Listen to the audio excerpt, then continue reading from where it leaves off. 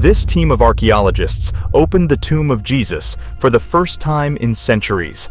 Although the exact burial site of Jesus has not been proven in the archaeological sense, historians do believe that the tomb of Jesus is in the edicule inside the present-day Church of the Holy Sepulchre. The first church on the site was built by Constantine the Great in 326 CE. It was meant to house the Roman emperor's own burial site, but given the historical relevance of the area, Constantine sent his mother Helena to look for the exact location of Jesus' tomb. Jesus supposedly died 3 centuries before, so it was hard to determine where the tomb was.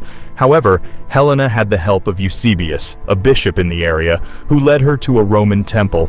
Excavations were made to the Roman temple, and they found that a tomb formed from a limestone cave lay beneath the temple.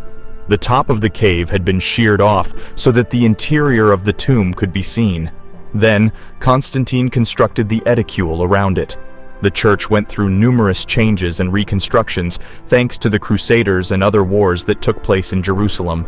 In 1545, the church's bell tower collapsed. The Franciscan friars seriously started to work on their own renovation, and one of the cleanups in their agenda was the shrine that housed the tomb of Jesus. Differences aside, the priests and monks finally decided that it was time for another cleanup. In 2016, a project to preserve the traditional site of Jesus' tomb started.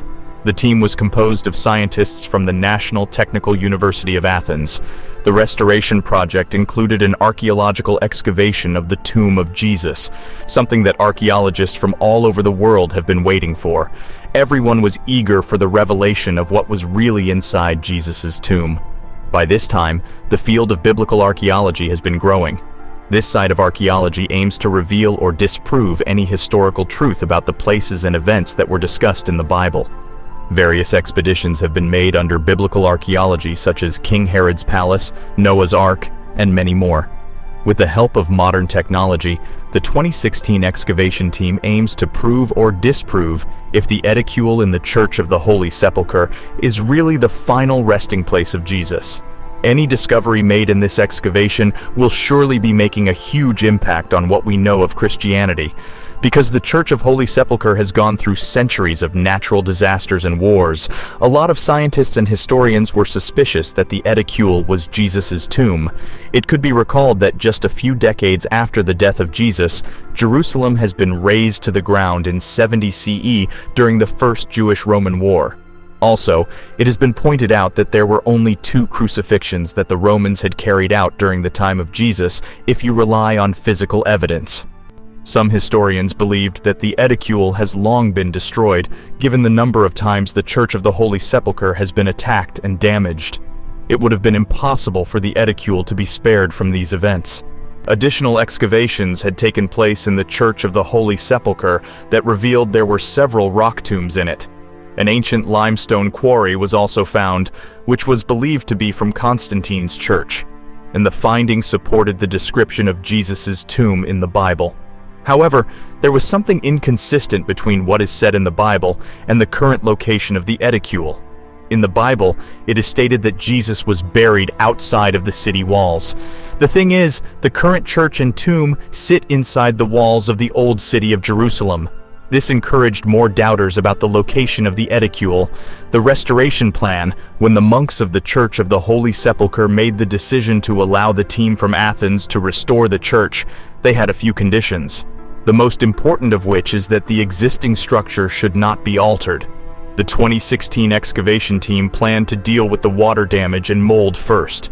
Then, they would reinforce the exterior of the edicule so that it will not crumble. And lastly, they will excavate Jesus' tomb. The team worked for 60 hours straight on the slab, making sure not to damage any part of the burial chamber as they try to remove it. When the team removed the slab of marble for the first time in hundreds of centuries, were not prepared for what they saw. An unrecorded second slab of marble. There was another slab of marble beneath the one that the Franciscan monks had placed in 1555. There was no record of another layer of marble, so the team had no idea that it existed. The first layer of marble was milky white, and this second marble was gray. Further analysis had to be made to figure out the true date of the second marble. A lengthy scientific analysis had to take place. so the excavation and restoration team gathered as many samples as they could from the burial chamber. The samples were sent to a lab to be dated. Results are in. According to the results, the second marble slab was last exposed to light during the 4th century. This was about the same time when the first church of the Holy Sepulchre was built by Constantine. Analysis of the mortar sample from the wall of the tomb also was the same as the marble slab. A significant finding, but since the results took almost a year, by the time they were out, the restoration in the church was already complete and the burial chamber has been sealed. It is highly unlikely that the marble slabs in the edicule will be opened again anytime soon. However, dating the second marble slab was a big enough development that forever changed the way scholars, historians, scientists, and archaeologists would look at the Church of the Holy Sepulchres as Christianity's holiest site. Even some of the biggest critics of the authenticity of the site of Jesus' tomb have converted after the 2016 expedition's discoveries. There may be no hard evidence yet to prove that Jesus' body had been buried in the edicule. There is no reason to reject the authenticity of the site after the recent discoveries.